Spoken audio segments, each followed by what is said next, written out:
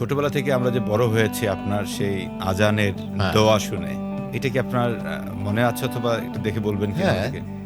হে আল্লাহ, এই পরিপূর্ণ আহ্বান এবং এই শাশ্বত নামাজের তুমি প্রভু হযরত মুহাম্মদ সাল্লাল্লাহু আলাইহি সাল্লামকে দান করো বেহেশতের সর্বোচ্চ সম্মানিত স্থান এবং সুমহান মর্যাদা, আর তাকে অধিষ্ঠিত করো শ্রেষ্ঠতম প্রশংসিত স্থানে, যার প্রতিস্তুতি তুমি তাকে দিয়েছ।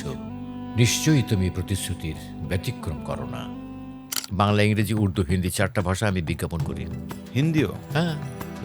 এমন কোনো অ্যাড কি আপনার এই মুহূর্তে মনে আছে যেগুলো আপনি করেছেন? माँ के हाथ के बनाया हुआ खाना सबको अच्छा लगता है, लेकिन इसमें ममता और प्यार है। এখন পর্যন্ত আপনি টোটালি কত হাজার? 1.5 লাখ ছাড়িয়ে গেছি। 1.5 লাখ বিজ্ঞাপন ডকুমেন্টারি মিলে 1.5 লাখের উপরে, তার উপরে চলে গেছে। আমি আবার একটা কাজ পাগল মানুষ, তো কাজ যেদিন থাকে না সেদিন আমার খুব কষ্ট লাগে। আজকে বেকার থাকলাম, কোনো কাজ করতে পারলাম না। ইভেন আমি যখন দেশের বাইরে থাকি, কোনো সময় যাই, আমার প্যানেল শুধু নিয়ে যাবে, ওখানে বসে কাজ করে পাঠিয়ে দিই। আমি যতটুকু জেনেছি যে আপনার ক্যারিয়ার শুরুটা হয়েছে 1971 এর পরপরই। খুলনা বেতার কেন্দ্রের প্রথম উপস্থাপক আপনি। একটা ট্রান্সমিশন সকাল 6:30 থেকে শুরু করে বেলা 10টা পর্যন্ত, ওটা পাইতাম কত শুনবেন আপনি অবাক হয়ে যাবেন, 7 টাকা। 7 টাকা? অনলি 7 টাকা। দেখেন, বাংলাদেশ বেতার কিন্তু খুব মানুষ শোনে না এখন আর। এতক্ষণ বসে আড্ডা মারছে, গল্প করছে, কথা বলছে, কি সুন্দর ফুল যাচ্ছে। যখনই অনারে বাতিতে জ্বলে বাংলাদেশ বেতার ঢাকা, এখন শুনবেন আধুনিক গান। কেন রে বাবা, তুমি এতক্ষণ ন্যাচারাল কথা বলতে পারো না? যে কোনো কাজ করতে গেলে, শিখতে গেলে আপনাকে একজন ওস্তাদ মানতে হয়। সেটা সরাসরি প্রত্যক্ষ করতে পারেন বা পরোক্ষ করতে পারেন। তুমি কিছুদিন পর পর নয়া নয়া সঙ্গ খোঁজো, নয়া নয়া স্বপন দেখো, নয়া মানুষের নয়া পীড়িত সুবাস লইতে নয়া নয়া সম্পর্ক বানাও। তাতে আমার কি? আমি তো তোমার ভালোই চিনি, জানি তোমার মন মগজে বিকট বিকৃতি স্বার্থগুলো কেমন কিলবিল করে। কবিতাটা পড়লেন একরকম একটা ভাইব নিয়ে, আবার যখন ইসলামিক বিষয়টা পড়লেন তখন আবার অন্যরকম। এক একটা স্ক্রিপ্ট পড়ার কিন্তু ধরন এক এক রকম।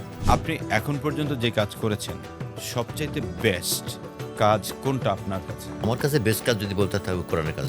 পুরো 30 পারা কোরআনের তরজমা আমার করা আছে, 2-3 করা আছে। বাসায় রান্না বান্না করে যদি ভালো করে উপস্থাপন না করে মেহমানদের সামনে, সেটা যেমন ভালো হয় না। একটা অনুষ্ঠান তৈরি করার পরে সেটা উপস্থাপন যদি সেভাবে না করেন, আপনি সেই অনুষ্ঠান কেউ শুনে না। ন্যাশনাল অ্যাওয়ার্ডের মতন জায়গায় এখানে কিন্তু বাচিক শিল্পীর একটা অ্যাওয়ার্ড থাকা উচিত। আমার যখন 12 বছর বয়স, আমার বাবা আমাকে দিয়ে ওয়াদা করেছেন 4টা ওয়াদা। প্রথম শর্ত হচ্ছে কি, জীবনে কখনো কারোর আমানতের খেয়ানত করো না। দ্বিতীয় শর্ত হচ্ছে কি, জীবনে কখনো বাহাতের পয়সা রোজগার করবা না। 3 নম্বর শর্ত হচ্ছে কি, জীবনে কোনোদিন কারো কাছে টাকা ধার করবা না। আর 4 নম্বর শর্ত হচ্ছে কি, জীবনে কখনো নেশা করবা না। বেতারে চাকরি করার পাশাপাশি সরকারি চাকরিতে ঢুকেছিলাম। আমি যে ডিপার্টমেন্টে চাকরি পেয়েছিলাম, কয়েকশো কোটি টাকার মালিক হতে পারতাম। লাভ কি? আমি করি 9 মাস চাকরি করে সে চাকরি ছেড়ে দিয়ে চলে এসেছি। আমি 76 বছর চলছে আমার এখন বয়স। আমার কাছে 76টা পয়সা কেউ পায় না। আমি কোনোদিন 1টি টাকা কারোর কাছে ধার করি নাই। আসসালামু আলাইকুম ওয়া রাহমাতুল্লাহি ওয়া বারাকাতুহু। সুপ্রিয় দর্শক শ্রোতা, আমি সৈয়দ ইসমাত তোয়া। বাচিক শিল্পী হিসেবে আমার পদচারণা 56 বছর। এই 56 বছরের অভিজ্ঞতায় আমি কি করেছি না করেছি সব আমি আজকে আপনাদের সামনে উপস্থাপন করেছি। আপনারা শুনবেন, দেখবেন। আমার যদি ব্যক্তিগতভাবে কোনো ভুল ত্রুটি থাকে আপনারা ক্ষমা করে দেবেন। আর তোহা ভাইয়ের সাথে ছিলাম আমি ইউসুফ ইফতি, একজন সেলস লিডারশিপ ট্রেনার। বেসিক্যালি আমরা এখানে কভার করেছি যারা ভয়েস আর্টিস্ট বা বাচিক শিল্পী, এই ক্যারিয়ারটার বা এই সেগমেন্টের মানুষরা নিজেকে কিভাবে সমৃদ্ধ করবে, নিজেকে কিভাবে বিক্রি করার জন্য তৈরি করবে, সেই বিষয়গুলো নিয়ে আমরা আসলে কথা বলেছি। এবং সেখানে তোহা ভাইয়ের পুরো লাইফ 56 বছরে কীভাবে ক্যারিয়ারটা শুরু হয়েছে, কীভাবে উনি বড় হয়েছেন, কীভাবে উনি নিজেকে সমৃদ্ধ করেছেন প্রতিনিয়ত, সেই বিষয়গুলো চলে এসেছে। সো আমরা যারা বাচিক শিল্পী আছি তাদের জন্য এটা খুবই কাজে দিবে, আপনি দেখতে পারেন। থ্যাংক ইউ সবাইকে।